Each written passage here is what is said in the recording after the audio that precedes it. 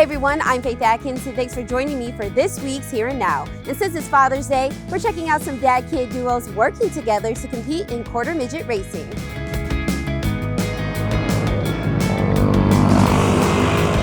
Quarter midget race car is a quarter scale sprint car, and what we do is we just try to get these kids out here and start them out racing in these cars and just keeping them safe as possible. We just try to make sure that everybody has a good time. I'm mostly doing it because Dad just walked in the house and was like, hey, you want to go racing? I didn't even know what it was, and the first thing I said was yes. The feeling to go fast and be there out the track making those laps is like one of the best feelings ever. I'd trade any sport I'm doing just to come out every single weekend and race.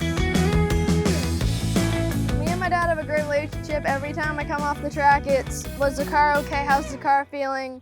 And it was always, I'm helping my dad fix whatever he needs on the car. I love it. It's a great feeling. I think mine and her relationship has really gotten closer since we started racing because we spend a lot of time together. Not only is it about the driver, it's also about the handler. You know, the dads out there handling those cars, trying to give these kids the best car that they can have.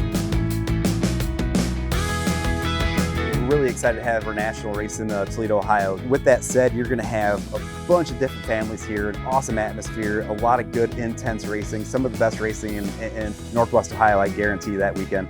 It's a whirlwind of emotions. It's anxiousness and it's happiness and sometimes it's sadness. But at the end of the day, a bad day at the racetrack is better than a bad day at home.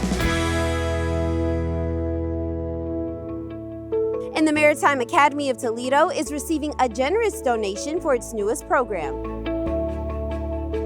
My wife and I are lucky enough to be able to donate some money to the Maritime Academy. Our hope is that some of our students will get interested in welding and some of the other trades. We donated $25,000. We already have a room and we're going to pay for the equipment and all the safety supplies for the students. The ultimate goal of the Welding Center is not to create 10 welders. It's not just a welding program.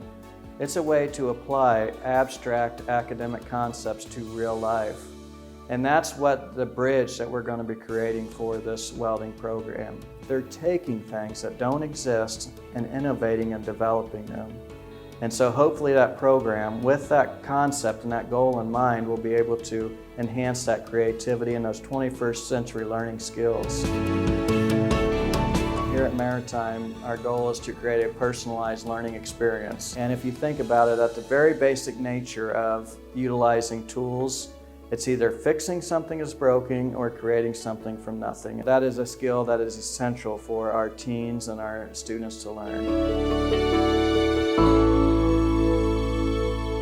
And a recent legal win in Ohio takes the LGBTQ+ community a step closer toward equality. We had a trans-specific victory earlier this year where the Ohio Department of Health has agreed to change their policies on birth certificates. Now, transgender and non-binary people can change their Ohio birth certificates as long as they have a court order.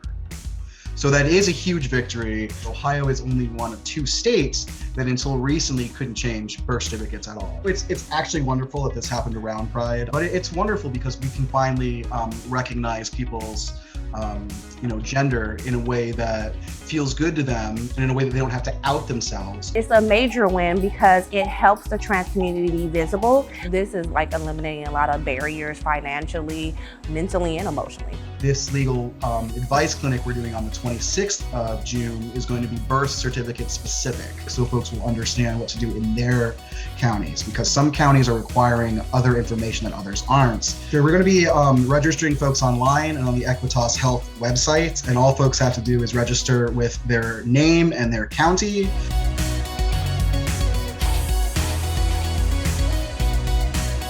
It's not so long ago that we had no laws whatsoever.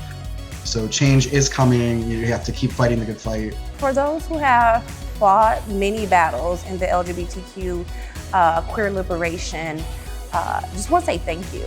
Your small achievements made it more acceptable to have pride and be included in so many different, atmospheres and institutions. We have to fight every day for equality and inclusion. For these stories and more, make sure to follow us on all social media platforms at BCAN Arts.